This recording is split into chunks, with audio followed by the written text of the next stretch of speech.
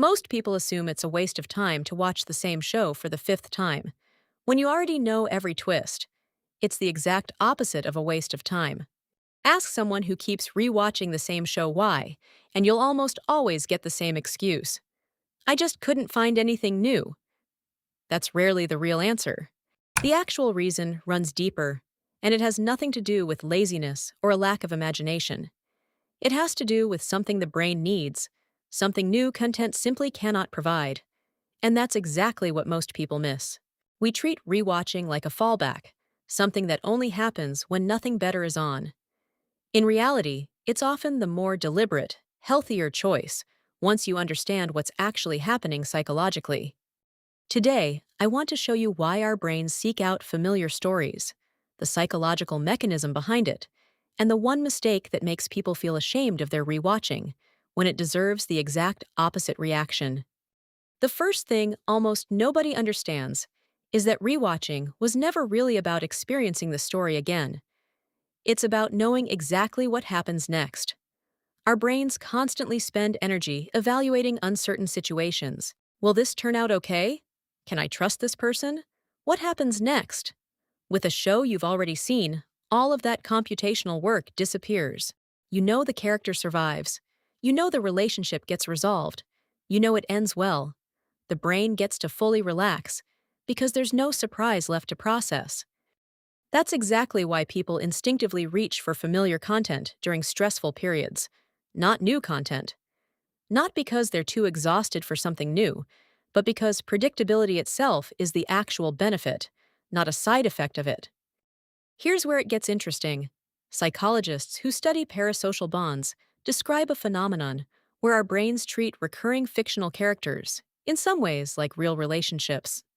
When you rewatch a show, you activate some of the same neural patterns that light up when you see close friends again. That's why rewatching a beloved show actually feels like a small homecoming. You're visiting characters who never disappoint you, never change on you, never unexpectedly hurt you.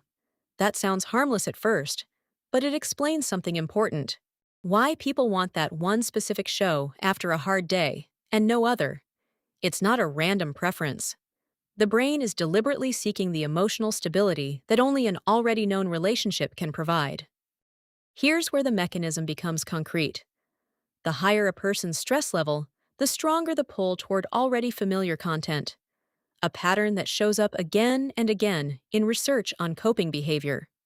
That's not a coincidence. During periods of uncertainty, whether it's work stress, a breakup, a global crisis, the nervous system actively searches for control. And a show whose ending you already know is one of the few things in life that's fully controllable. You know how it ends. You know nobody dies that you don't expect. You know it turns out fine. That's why it's not a sign of stagnation when someone watches their comfort show for the 10th time during a hard stretch of life. It's an active, functioning coping mechanism. It just looks like passivity from the outside. Now here's the part most rewatchers secretly feel guilty about. The culture around us treats constant consumption of new content as productive, cultured, even intelligent. Someone who keeps watching the same thing gets quietly labeled unimaginative or lazy. That's a misunderstanding of what entertainment is actually for. New content challenges the brain cognitively. That's valuable, but it's a different function. Familiar content regulates the nervous system, an equally legitimate but completely different function. Pitting the two against each other is like asking whether exercise or sleep matters more. You need both, just at different times. Before we get to the central mistake, I want to be clear about something. This pattern doesn't only show up in people who rewatch the same sitcom over and over. It shows up in the same comfort food, the same route to work, the playlist you haven't changed in years. The desire for predictability isn't a quirk unique to certain people.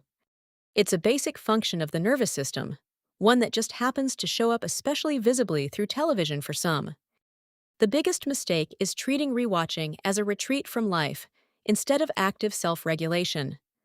People who feel ashamed of their 10th rewatch are assuming that healthy leisure always has to move forward, always towards something new. But the people who manage stress most consciously are often exactly the ones who know when they need something new and when they need something familiar. That's not weakness. That's emotional self-awareness, disguised as a remote control.